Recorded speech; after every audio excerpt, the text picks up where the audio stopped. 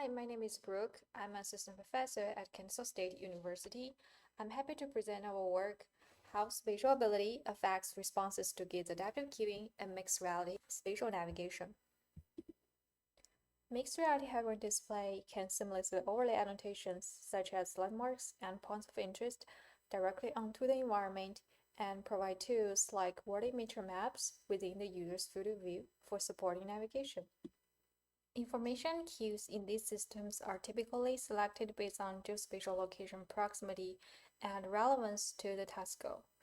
These geospatial triggered cues function as external stimuli, automatically providing information based on physical proximity, regardless of whether users are consciously focusing on them. However, individual differences in attention engagement and spatial information processing pose challenges for this type of cue display mode. Users with varying spatial ability and prior knowledge may exhibit distinct attention pattern and utilize cues in different ways. As eye tracking technology has been integrated as a standard module in mainstream commercial mixed reality head-mounted displays, gaze-adaptive interfaces are increasingly employed in mixed reality to support attention-aware interaction. Previous research showed that gaze-adaptive interfaces improve performance and user experience, such as visual search among points of interest in the surroundings and accessing personal application information. Despite increasing interest in gaze-adaptive mixed reality system, little is known about how gaze-adaptive information display influence user dynamic attention and spatial learning during navigation, and whether these adaptations adds cognitive load, especially for users who struggle with spatial navigation and wayfinding tasks. The study proposed a navigation interface that integrates both proximity triggered and gaze adaptive cue. The gaze adaptive interface operates on the principle that when users draw on target landmark, either in the environment or on a word-imagery map, a virtual cue is triggered on both, really reinforcing their spatial correspondence. Targets within the map display range could be triggered by gaze.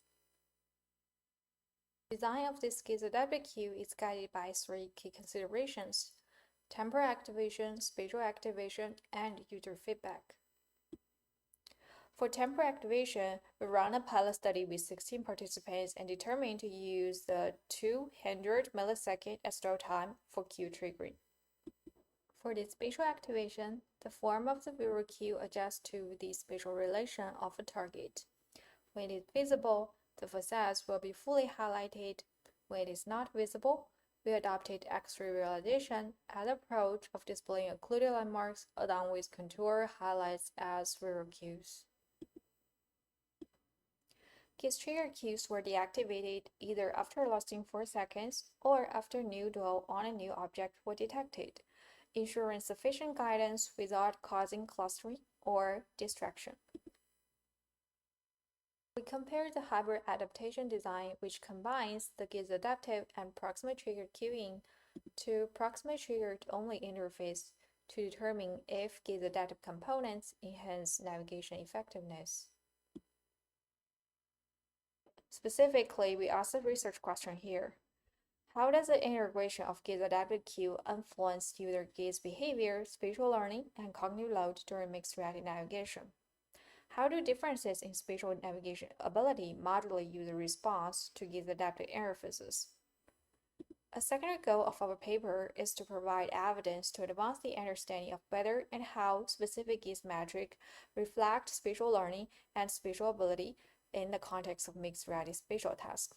We link gaze pattern to self-reported spatial ability and spatial learning outcome in the experiment to explore the potential for content-independent gaze metric captured through eye tracking on current mixed reality head-mounted display. We hypothesize that individuals with higher spatial ability exhibit more structured and mindful eye movement behavior driven by top-down attention during spatial learning. We used a study to compare the two cue conditions with 60 participants. Prior to the experiment, participants began by completing the Santa Barbara sense of direction questionnaire to assess their navigation ability and the similar sickness questionnaire. Participants also practiced locomotion in a separate virtual environment. During the experiment, participants first completed an exploration task. They assisted with a assigned cue to navigate to a destination, memorize the position of 7 target landmarks, and responded to auditory stimuli and a secondary detection response task to measure the continuous cognitive load. Following exploration, participants completed 2 spatial memory tasks.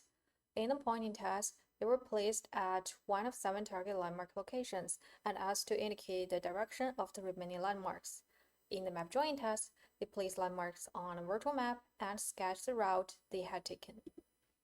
The tasks were designed to be conducted twice to gauge how user gaze behavior during navigation evolve with increased familiarity and whether any potential behavior changes occur when learning with different cues. Upon completing all tasks, participants completed the SSQ again. We measure gaze patterns during navigation by fixation duration, indicating how long users maintain attention on visual elements, reflecting depth of visual processing, and saccadic amplitude, capturing the visual angle between successive gaze fixation, indexing the breadth of visual exploration, and also gaze transition entropy, quantifying the randomness of gaze transitions with lower values indicating structured viewing pattern. We measure spatial learning performance by pointing arrow in the pointing task and map drawing accuracy reflecting configurational learning. And we measure cognitive load by the response time of the detection response task, with slower response time indicating higher attentional demand. For answering the first research question, data were analyzed with generalized linear mixed model. We focus on reporting the cue type, SPSOD score, and their interaction to answer the research question. For gaze behaviors, the results show that participants with higher SPSOD score exhibited longer fixation durations when including gaze adaptive cues. This may indicate more intentional engagement with gaze adaptive cues for users with higher spatial abilities. Regarding the general spatial learning outcomes, no significant effects were observed in the pointing task or the map drawing task with the integration of gaze adaptive cues in the navigation interface. We found no significant differences in DRT response time between navigation with and without gaze adaptive cues with generalized linear mixed model. And further Bayesian analysis suggests strong evidence for the null hypothesis, that is, there's no response time differences between the cue conditions than the alternative hypothesis. We summarize our findings regarding the first research question here. First, gaze adaptive cueing impacts users differently based on their spatial ability. Individuals with higher spatial ability engage with cue more and exhibited longer fixation. Second, the cue didn't measurably improve spatial learning, which may be due to limited exposure time and lack of explicit training with gaze adaptive system. This may have prevented participants, particularly those with lower spatial ability, from fully understanding or utilizing the adaptive cues. It can also be because of the ceiling effect of the baseline interface. Besides, the results suggest adding gaze adaptive elements triggered with a short dwell time does not negatively affect usability and cognitive load in the spatial navigation context, even if some users seem not to engage with them actively. Such systems are feasible for real-time application without impairing user attentional resources. To answer the second research question, we conducted Pearson correlations, examined the relationship among spatial ability, gaze measures, and spatial learning outcomes. The analysis was conducted on all data and among the variables for each cue type separately. Interestingly, we found that gaze behavior reflected individual differences in spatial ability, but the effect of spatial ability on gaze pattern emerged only when the system supported intentional gaze behavior via adaptive cues. Specifically, higher SPSOD score were associated with longer fixation duration, larger saccadic amplitude, and reduced gaze transition entropy, indicating more structured and intentional visual scanning. Second, we found that higher spatial amplitude correlates with better spatial learning performance in all data. This correlation is also observed in data when adding gaze adaptive cues for the pointing task. This suggests that broader visual scanning may contribute to more effective spatial encoding in gaze adaptive navigation interfaces. However, these relationships were not observed in the absence of gaze adaptive cues. Besides, notably under both Q situations, gaze transition entropy demonstrated a strong negative connection with fixation length. It demonstrates it permits a reliable metric for indexing structured and cautious view retention in mixed reality navigation tasks. We summarize the findings of the second exploratory question here. First, the results indicate that higher spatial ability correlated with more structured visual scanning when the system supported intentional gaze behavior via adaptive cues. Second, higher scatic amplitudes was linked to better learning outcome, particularly when the adaptive cues were present. Third, gaze transition entropy showed promise as a content-independent obtrusive metric for structured and mindful view retention during mixed reality navigation and spatial learning tasks. Finally, we also provide implications on mixed reality design based on our findings. First, proximate trigger cues are a lightweight and effective solution, especially when computational resources are limited.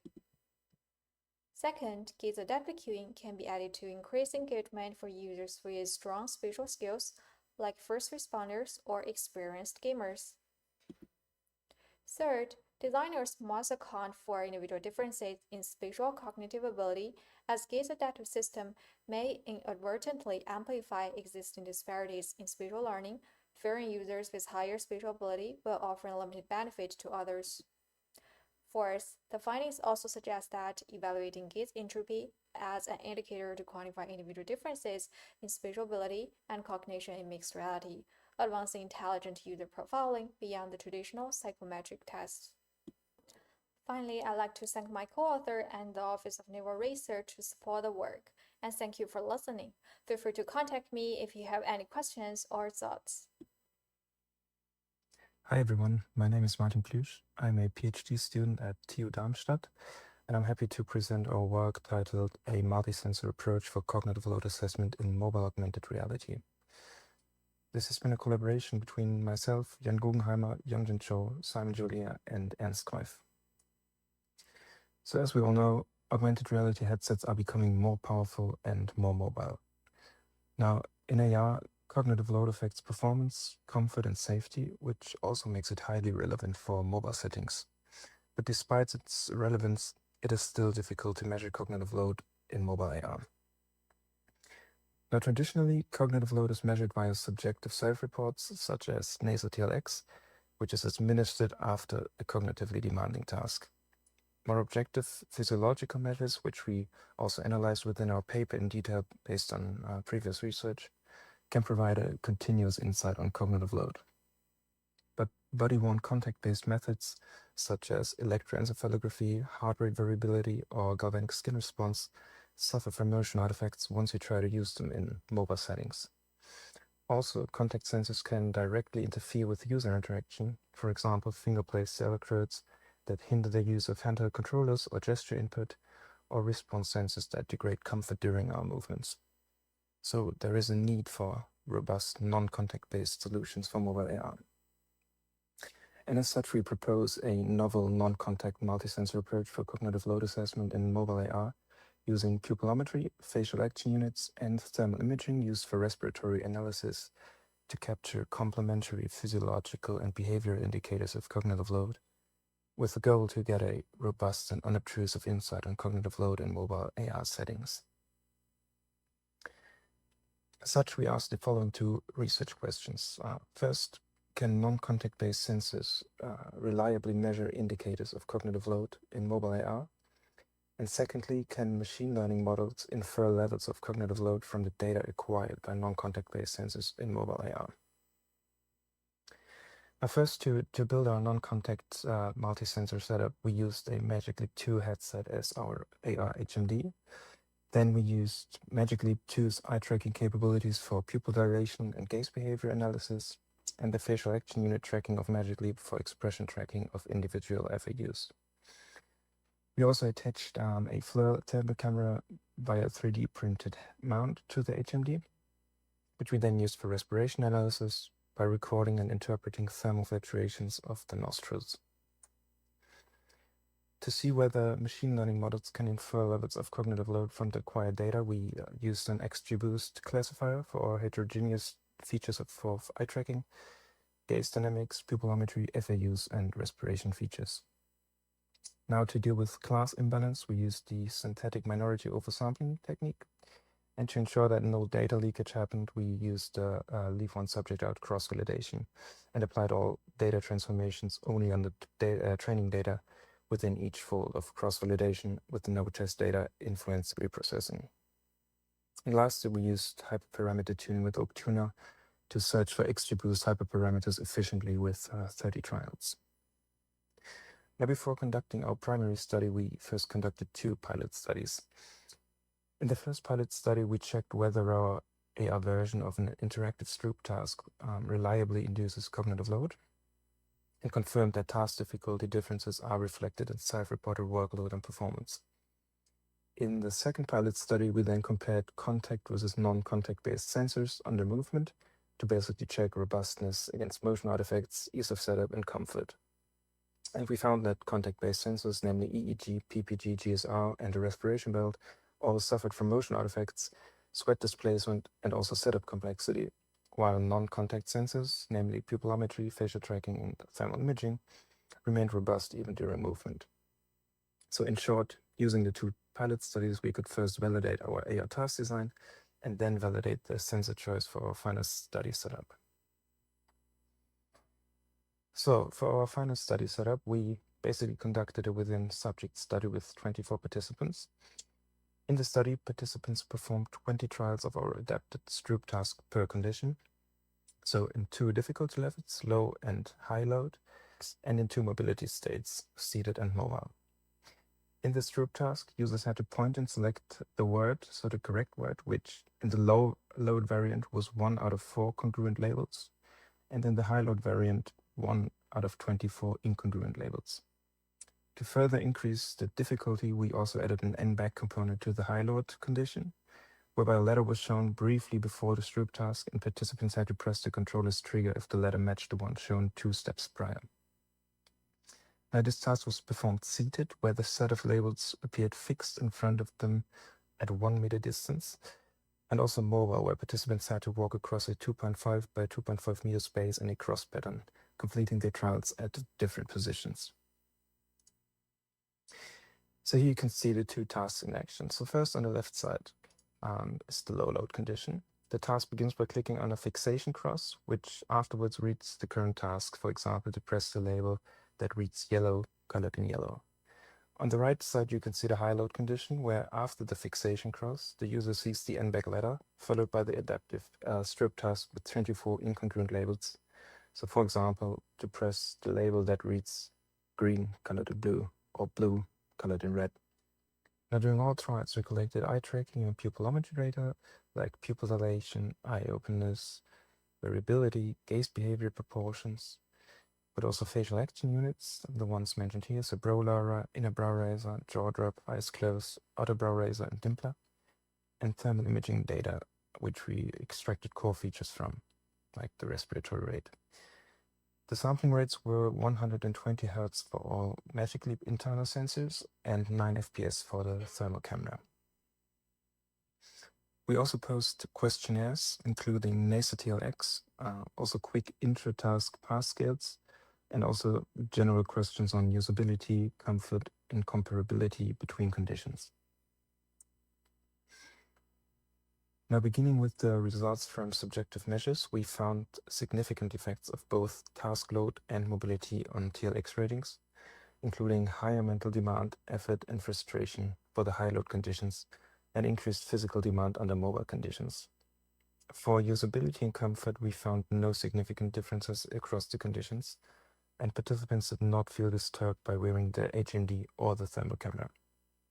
So, in short, subjective measures confirmed the task load manipulation, and mobility adds a mild extra workload, but does not result in usability degradation.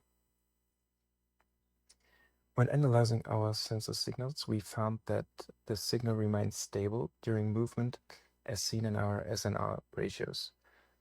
In high load, we saw more fixations, more saccades, and less pursuit in gaze behavior. And the intra-subject normalized pupil diameter, which you can see right here, increased, and FAUs varied with task load and mobility. So there was a significant difference between low and high task load in normalized pupil diameter, as well as between conditions. For facial features, the key FAUs in our analysis were brow lara, jaw drop, inner brow raise, and openness, which all showed significant differences between mobility and between four-way conditions. The only difference is that openness did not have a significant difference between low and high task load. All others had significant differences between low and high, seated and mobile, and four-way, as I said. Now, our XGBoost classifiers were trained using the features extracted from the previously shown recorded sensor data. We experimented with different window lengths and step sizes, as you can see in these figures. But the best overall accuracy was achieved with a 30-second window and 1 second step size, so 29-second overlap, post-hyperparameter tuning, which is also then the configuration which we used for our final XGBoost model. Our final classifier achieves a 86.11 accuracy for low versus high classification and an 84.24% accuracy for the four-way classification of cognitive load and mobility state, as you can see right here in the confusion matrices as well. So, our multi-sensor setup of pupil, facial, thermal data captured cognitive load, even in motion, and the measures remained stable despite movement, which supports our research question 1.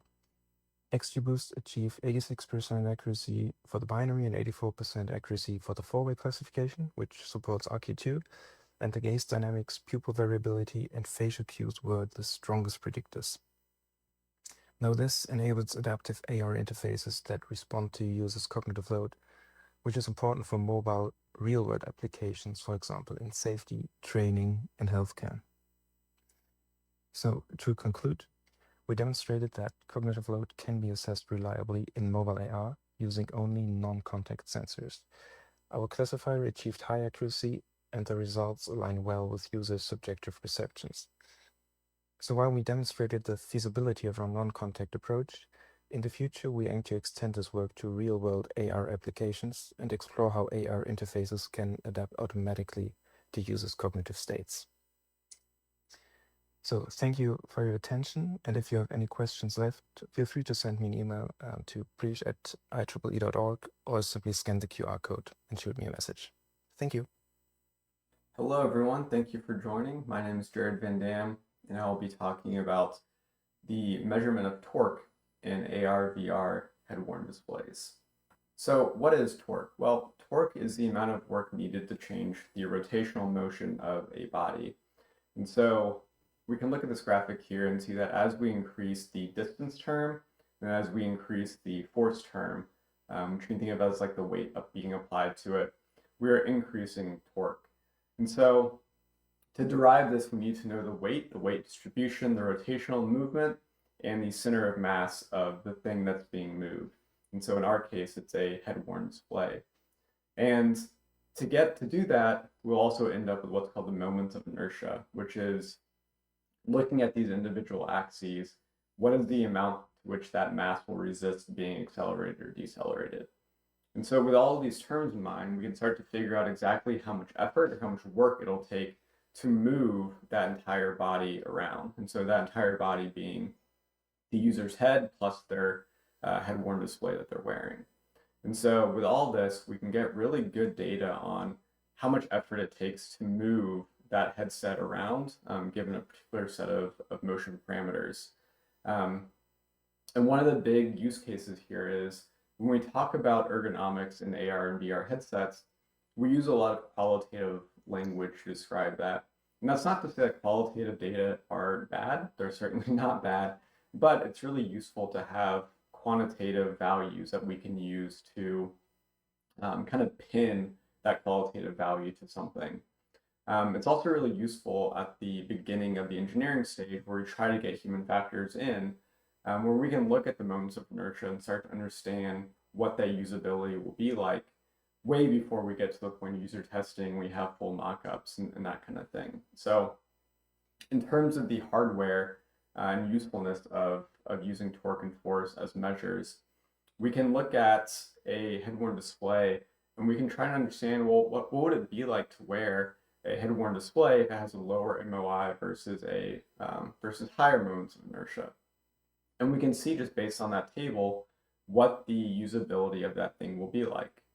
In terms of MBSE, model-based systems engineering, we can look at MOI and we can see, well, what would it be like to put this thing on? Based on the diagonal moments of inertia and the off-diagonal moments of inertia, we can get a pretty good understanding of what that thing will be like to wear, especially given certain movement criteria. Lastly, in terms of software, we can use torque to help adapt the UI to whatever the user's current ability is. So we'll talk about it a little bit later, but our method was sensitive enough to be able to pick up fatigue in the study. And so if we know that someone is fatigued, if we know that they're getting tired, what can we do to help them complete the task in VR? So we talked a little bit about moments of inertia. These are the moments of inertia for the headsets that we collected. You will see the Google Glass down below. We did not do any kind of data collection with that. We put that here more so just to show what the moments of inertia would be for a super light glasses-like form factor. But we did not do any kind of data collection with this other than collecting the moments of inertia. So when we look at this table, you'll notice a few things. The diagonal terms are what are called the principal moments of inertia. So these are the main rotational axes, the core movements that we have. So you can think of these as yaw, pitch, and roll. And here, when we look at these qualitatively, what we can see is that the larger these diagonal terms are, the more resistance that headset will have to being moved. And so qualitatively, this will feel like a heavier, more cumbersome headset. And you can see this where the Vive Pro has the highest diagonal moments. And it's also a headset that is typically described as bulky and cumbersome. The off-diagonal terms, which are the XY, XZ, etc., these are the products of inertia. And what they help describe is that if they're not zero, that starts to indicate that the movement and the mass distribution is not symmetric. And so what that means in terms of actual usability is that there will be this induced coupling effect where when you move around, say, the yaw axis, this coupling effect will also induce movement across the pitch axis, let's say. And so that has the effect of making the movement really wobbly and unstable. And you'll see an example of that in a little bit. But broadly speaking, you can tell a lot from this, this table just based on the moments of inertia. And so you can see that something like the HoloLens 2, while it has some higher values, the XX term, which is the pitch term, is one of the lowest of all the main VR headsets and AR headsets. And so that might make something like looking up and down much easier than something like the Vive Pro. And so even from this table, we can start to look at, well, what will this headset help people accomplish? And we can use that to help design better headsets. The user study was not to understand some groundbreaking usability metrics. The point was simply to validate our overall method. And so what you'll see in these different independent variables is that we have one condition where we expect torque to be relatively low, and then we have another condition where we expect torque to be relatively high. And so you can look at here with the selection task where the purpose of this experiment was targets would be randomly placed in an environment, and then participants would have to click on them basically to select them, after which the target would move to a new random location and they have to find it. And so they did this within 4-minute trials, and they experienced each one of these conditions. And so in the head-worn display raycasting condition, they had to point their head to the target and then click a button to indicate that they got it. In the hand-based raycasting condition, they just had to point their hand like a laser pointer to the target and then click the button. And so as you can probably imagine, we expect torque to be much higher in the head-worn display raycasting condition.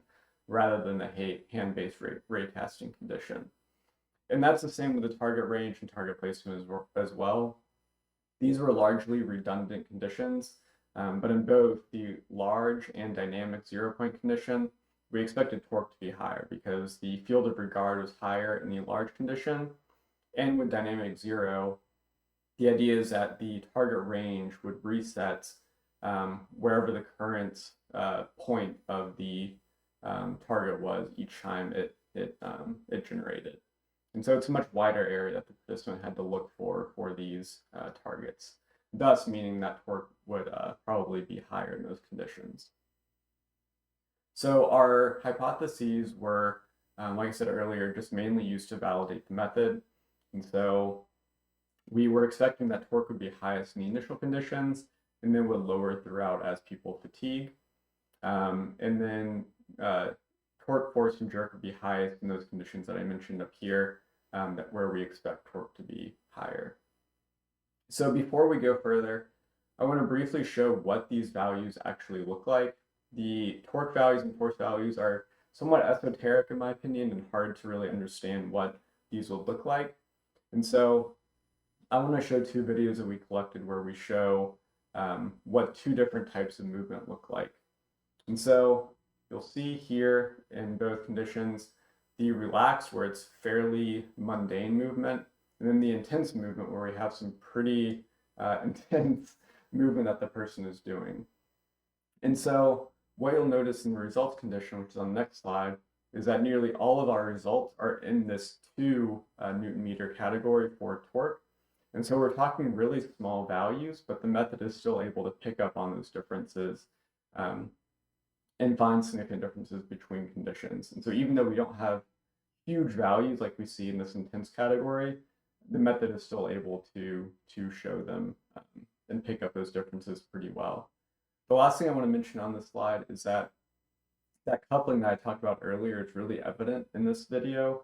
So you can see when we have this yaw movement up and down, there's also this coupling effect with the roll where that high magnitude yaw movement, which you see here, is also being reflected in this coupling with the roll movement.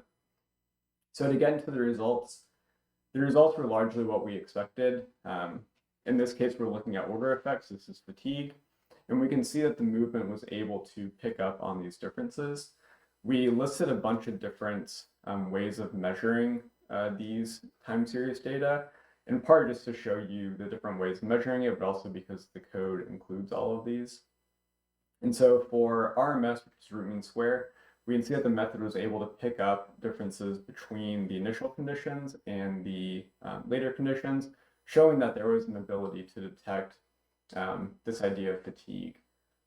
In terms of TNS, which is time normalized sum, it did not see differences between the first condition and last condition, so it wasn't really able to pick up that fatigue, but it was able to pick up differences between the headsets themselves. And so it saw significant differences between the Vive Pro and the Quest 2. And so you can see that these different ways of analyzing the torque data are good and bad for different pieces of data, whether you're looking at between headset differences or you're looking simply at the order effects. The method that you choose here will be important. So lastly, I want to talk about the interaction types that we looked at. So here we can see that jerk is a better predictor, better at finding differences between the interaction types. So we can look at the hand-based raycasting versus the head. And in this way, the jerk was really able to predict the differences between the headsets really well. And so, it was able to predict the differences between these interaction types well, but it was not able to pick up differences between the headsets. Even though there is a qualitative difference, there was not a significant statistical difference between them when looking at jerk. When we look at torque and force, though, it was able to pick that up. And so across all these different conditions, we saw significant differences between the headsets for both torque and force in the different interaction types. And so what this really brings home is that the jerk, torque, and force all kind of inhabit different areas. And so the way that you would use them would also be different. Overall, though, the time normalized sum seemed to be the best predictor of all of these. And so going forward, we definitely recommend using that one and then RMS for analyzing the data. The last thing I'll talk about here are the resources. The code is available for all of these projects. So the Angular Jerk project was a previous paper that we wrote, and that's available here. And then the torque and force code is available here. That was the primary goal of this current paper. If you'd like to get in contact, my email is listed up here, and the Cogent Lab website, which I was a part of, is also available here if you would like. Thank you so much. Hello, my name is Shreyas. I work as a computer vision engineer at Summit Technology Laboratory. This work is done to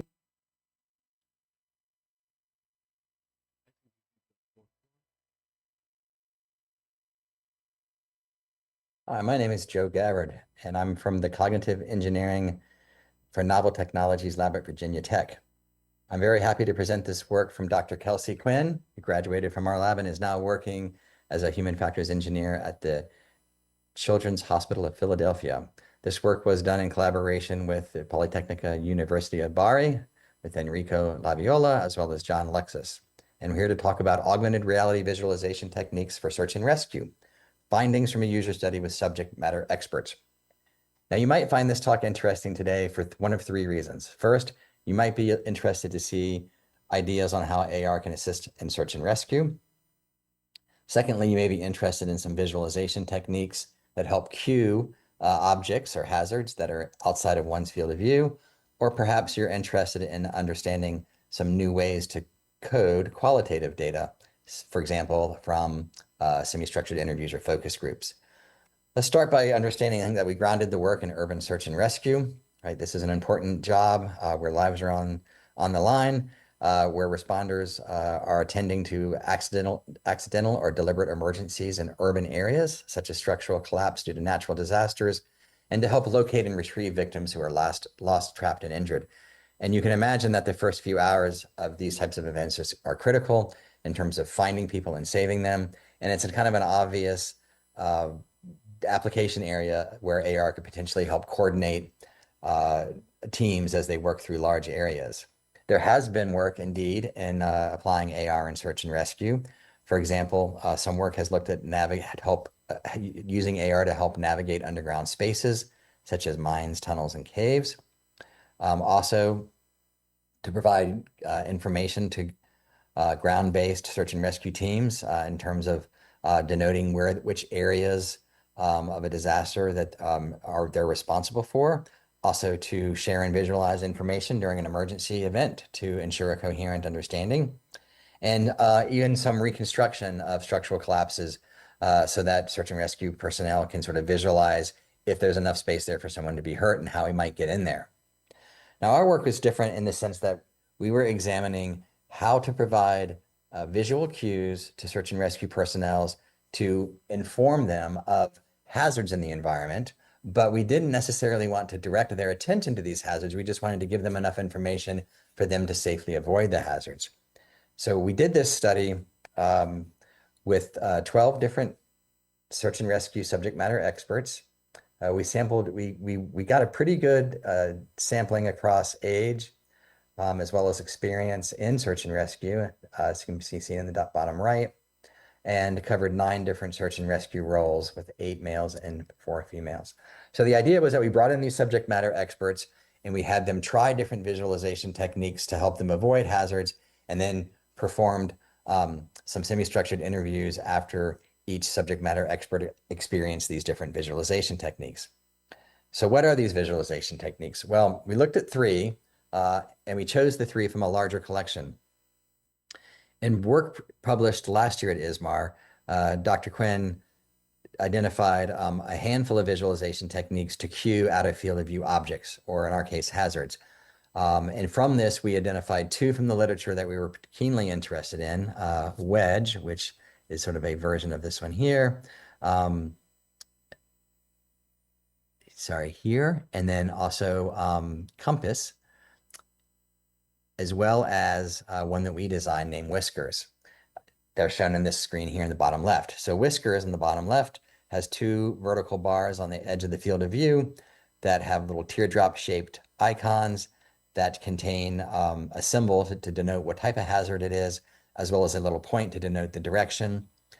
Wedge, on the other hand, is a classic technique from phone-based interfaces that uses triangles to point to hazards, and the size and the shape and the direction of the triangle can encode the direction and distance to the hazard. And then Compass, adopted from Tobias Holler's team at UC Santa Barbara, shows hazards in the forward field of the user and in the rear of the user, located along this horizontal bar. All of these techniques were egocentric, meaning that the object's location was displayed relative to the body axes. They were screen relative, so they were always sort of up and up on the screen, no matter where one moved or looked. And they all cued out of field of view hazards. They each encoded different information. So this was a way for us to examine how much information the subject matter experts might be interested in, as opposed to being overwhelming. So for example, in Compass, you see this little number 5 here that indicates that this hazard is 5 meters away, whereas distance is not explicitly encoded at all with our whiskers, but the direction of the hazard and the type of hazard is.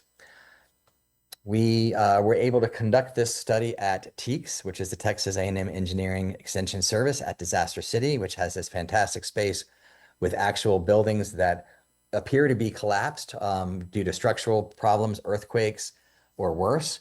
And but they're completely safe. But these spaces are designed to train actual search and rescue and first responder firefighters. And so we got access to this space, and we were able to have each participant sort of do a search and rescue path through a couple of buildings using these different visualization techniques. And so the path was pretty straightforward. They started at the green cone, walked towards the first building, went into the first building, in and out of some rooms, across to a second building, around and in and out of some rooms, and then back to the starting point. These red triangles denoting hazards in the environment, and these orange people denoting victims that we need to locate. We reminded that the participants that their primary task was to search for victims as quickly as possible. Our victims were virtual victims. When they found them, they could poke them, like is shown in this picture, and they'd make a little sound, and their skin would turn green, just because that's what we did. And while they were doing this primary task, they were to use the AR interface to avoid hazards. We didn't want them looking at the hazards if they didn't feel they needed to, but just sort of avoid them. And then again, after each of these walks, with each with a different visualization technique, we had a set of questions that we asked and worked through, and then had follow-up questions and were opportunistic in doing deep dives. After each participant conducted 3 walks, we did an end of study interview as well that asked a different set of questions. So what to do with all of this qualitative data? Well, there's a process, right? This is the thematic analysis process that Dr. Ali Haskins-Lyle helped migrate into AR as part of her PhD work. And what we do here is we start by transcribing all of the audio files into long transcripts of text. And then we get a team of researchers, we had 3, go through the transcripts and basically separate, organize, and synthesize it by assigning little labels to either long or short segments of text. Just whatever segment of text has some meaning, and you assign some label to that. You organize the labels using an affinity diagramming process, and then that affinity diagramming process then identifies larger clusters of meaning. These larger clusters of meanings become our macro themes, right? So maybe people were talking about attributes of information. Maybe they were talking about the type of information that was presented or conveyed. Maybe they were talking about issues related to human information processing, and then as well as sub-themes within each of those macro themes. This becomes a code book. So what do you do with a code book? Well, you take this synthesized, condensed code book, and you go back into the transcripts and color code them such that each little passage is assigned to one of these meaning units from the code book.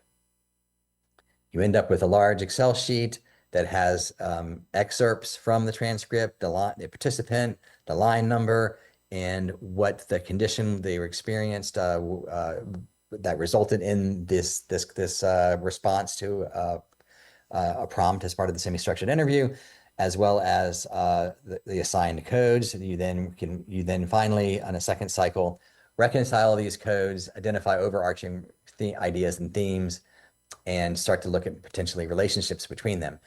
We went a step farther and derived some design guidelines. Now, there's a number of design guidelines that I don't have time to get through. They're in the paper, but just to give you an idea, here's a quick sampling, right? So users should have control over virtual content on the interface, such as the ability to customize the amount and type of information displayed. So for example, users should be able to hide or show information based on preference. And also that may vary based on their experience level, their role, or even their familiarity with the interface. And with one participant saying, if the interface is telling me about every chemical nearby, some of which I don't even need to know about, then I'm going to just ignore it because it's going to be too much, right? So being able to customize or even having some intelligent interface to adapt to users' needs and preferences would be useful. Another set of design guidelines, right? Obviously, the presentation and decoding of information on the AR interface should demand minimal cognitive processing. So for example, during a search and rescue mission, the use of a numerical value to encode distance to a hazard is much faster and easier and near automatic than, for example, for a color to be able to assess an absolute distance, because it removes the mental process of estimating the distance based on color. However, if absolute distance is not of specific value, but instead whether or not I'm just too close or I'm at a safe distance, then an absolute value might not make sense. So what does it mean for it to demand minimal cognitive processing will depend on your specific design scenario and the needs for those particular tasks, right? And then redundancy is always good because it not only reinforces the drawbacks of human limitations, but can also support the technical limitations. For example, in AR, we know that color rendering is not consistent nor reliable depending upon the lighting in the environment. So the use of color to encode a hazard distance can be reinforced by other pre-attentive properties such as size, length, or shape, depending upon the design scenario. In closing, some of the contributions of this work. First, we applied an AR visualization technique to search and rescue to cue hazards in the environment, which to our knowledge has never been explored. And also we tested, while people have looked at using cues to guide attention and also guide people towards out of field of view objects, we specifically looked at conveying information while trying to avoid the visual attention demand of looking at the hazard. And then thirdly, we tested and explored the integration of these visualization techniques into search and rescue with real subject matter experts that had years of search and rescue experience and the knowledge needed to critically assess these visualization techniques according to their needs and workflow. Our work has expanded the use of AR head-worn displays outdoors, which we've done quite a bit of, which has not been fully explored with first responder scenarios. And lastly, we derived these design guidelines. I invite you to read the paper in more detail because I was not able to give it full justice. And if you want to know more about the thematic analysis, you can look at Dr. Kelsey Quinn's dissertation online at Virginia Tech. Thank you for your attention, and I can be on Discord to answer questions or shoot us an email. Thank you. Hello, my name is Shreyas. I work as a computer vision engineer at Summit Technology Laboratory. This work is done together with Professor Aditi Majumdar of UC Irvine. Today, I'll be presenting our paper, Automated Scalable Brightness and Black Offset Seamlessness for Multi-Projector Displays. This is the outline of this presentation. Let's start with motivation and related work. A multi-projector display is created by tiling multiple projectors on a projection surface. In such displays, images undergo distortion due to non-flat shape. Also, content is not stitched on the overlaps, called misregistration. Geometric calibration is a process that corrects for this. Also, notice brightness variation, especially where multiple projectors overlap. Brightness or color seamlessness methods address these variations, as shown below. Finally, there is also the problem of black offset. Projectors are light blocking devices and bleed residual light even when projecting black, creating seams in darker content. In this paper, we focus on solving brightness variation and the black offset problem. The traditional way to handle brightness seamlessness is to use blending. This assumes uniform projector brightness and feathers brightness only in the overlap regions of the projectors. But the uniformity assumption does not hold in many scenarios, like off-axis projection or differently aged or brand projectors, or lower cost ultra-short through projectors. For example, in this 32 projector, 320 degree surround display made of ultra-short through projectors, traditional blending cannot provide a seamless display. In order to alleviate this, prior camera-based brightness seamlessness techniques have been proposed that use a single camera. Brightness variations are measured using the camera and display is set to the minimum brightness. This can result in huge loss of brightness and dynamic range, resulting in an unusable display as shown. Therefore, a subsequent work suggests to smooth brightness instead of making it uniform. The smoothness is achieved via a perceptual parameter that is based on the distance of the user from the display. This yields in a perceptually seamless display that preserves the brightness and dynamic range. However, this method also uses a single camera. Therefore, there are no prior works that use multiple cameras for brightness seamlessness. Let us consider this 320-degree surround display where a single camera cannot fully capture brightness variation. In fact, in this rare projection system, we need to use 16 cameras. In this case, the best possible solution is still traditional blending that cannot provide a seamless display. For black offset, the only solutions existing today are using hardware masks to attenuate the sharp edges of the overlaps. But such a solution cannot offer the per pixel control and therefore cannot provide a seamless black. Our contribution in this paper is the first brightness seamlessness method that can use multiple cameras and therefore scale to any number of projectors on any kind of surfaces, even if it is surround surface. This also includes a software black offset correction that can provide truly seamless blacks. We assume a geometrically calibrated system. That means correspondences between display, projector, and camera are known. When we refer to a display pixel, we are talking about a parameterized point on the display surface.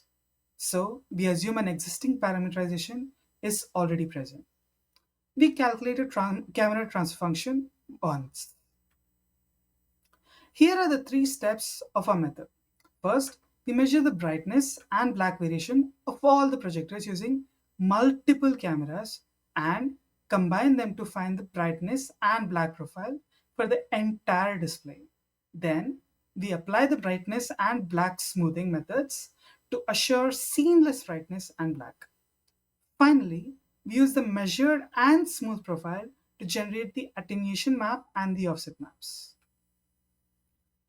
Now first, we capture the brightness profile for each projector when projecting a maximum intensity green for different cameras. Then we apply a camera gamma correction and convert to the tri-stimulus intensity to obtain the brightness profile for each projector. As you see here, the 3D plot shows the projector brightness profile for two different cameras. The XY plane corresponds to the projector space, Z-axis corresponds to the intensity of that pixel. As you can see, the scales of the plots are different since the different cameras are not calibrated in brightness. This variation across cameras needs to be resolved for combining multiple camera information. Therefore, in the next step, we aggregate the measurements for multiple cameras. Obvious way to do this would be consider all camera measurements, add a projector pixel, and average them. This does not account for vignetting and introduces noise, leading to inaccuracy measurements. Our key insight here is to instead consider one camera for each projector pixel, the one which is guaranteed to give the best possible estimate. The metric we choose to decide is the camera location of this projector pixel in the camera view. The camera in which the pixel is closest to the camera is chosen. This colored image shows the display space partitioned by cameras best suited to compute the brightness in that region. Each color denotes the unique camera responsible for brightness computation, which corresponds to that region of the display. But note, we have still not corrected for the different camera scales. Therefore, after combining, you will still see brightness discontinuities at the partition boundaries. Therefore, we propose a technique to bring all the cameras to a common correct scale. For this, we first chose a reference camera, say C1, and iteratively get all the cameras to match to this camera in scale. For adjacent cameras, we pick a point on the partition boundary BS for scale computation. Details of how to choose this point is in the paper. Using the reading from multiple cameras at this point, we compute the scale ratio across the adjacent cameras. However, for non-adjacent cameras, the relative scale can be computed from multiple routes. For example, for C4, the scales can be computed through C3 or C2 or even through C3 and C5. These can lead to inconsistencies. We present an iterative graph-based approach where we collapse different cameras into a single virtual camera using the computed scale and computed subsequent adjacent camera scale. Here, we combine C1 and C2, and then C1, C2 combine with C3, and consider this combined boundary to get the scale of C4 computed. Using this method iteratively, we get a consistent brightness profile across the whole display. Details are available in the paper. With the scale correction applied, the brightness profile looks as follows. There are no more discontinuities. Now this measured brightness profile is bumpy, and hence the perceivable seams. We use Majumdar's perceptual smoothing technique to smooth and create this seamless brightness profile. From this smooth profile, we calculate the attenuation map for each projector by taking the ratio of the two and using the pixel correspondence from calibration. Compare this attenuation map with traditional blending output. This is much smoother and provides better seamlessness. Next, to correct the black offset, we do the same process, except capture patterns are projected black instead. These blacks are relatively very dark compared to the full brightness. Now this low light capture requires us to do some denoising while preserving edges of the projector boundary. Now the details are in the paper. Now the following is the black profile of the two projector system. One key observation is that this is the display when all projectors are projecting 0.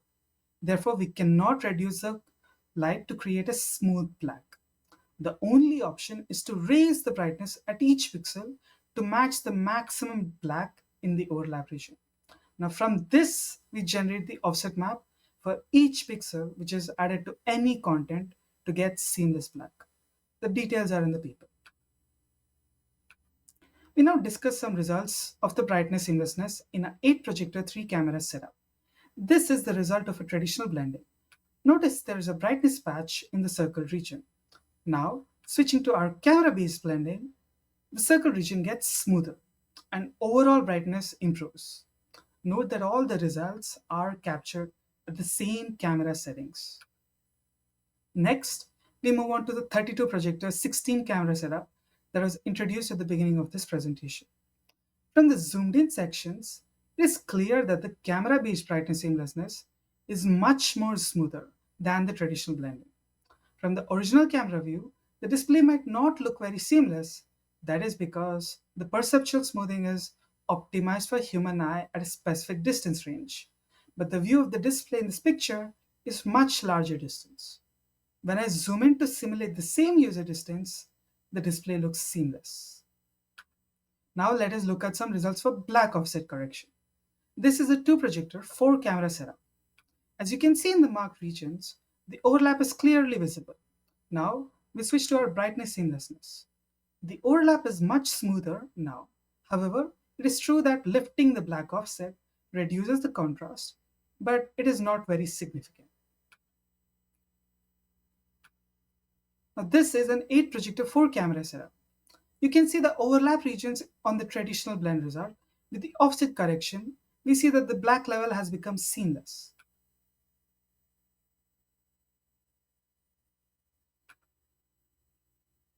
This method of brightness smoothing assumes that the surface is developable. Parameterization without cuts. We want to develop a more general smoothing algorithm without this restriction. Some projectors have highly nonlinear projector 3D color transfunction. This creates problems to achieve a good black offset correction. We plan to extend our method to such devices as well. In summary, we demonstrate the first multi-camera brightness seamlessness method that includes black offset correction and is scalable for large number of projectors, large and surround displays. Finally, we would like to acknowledge NSF, AFWorks, and Spaceworks, whose SBR grants support this work. Thank you.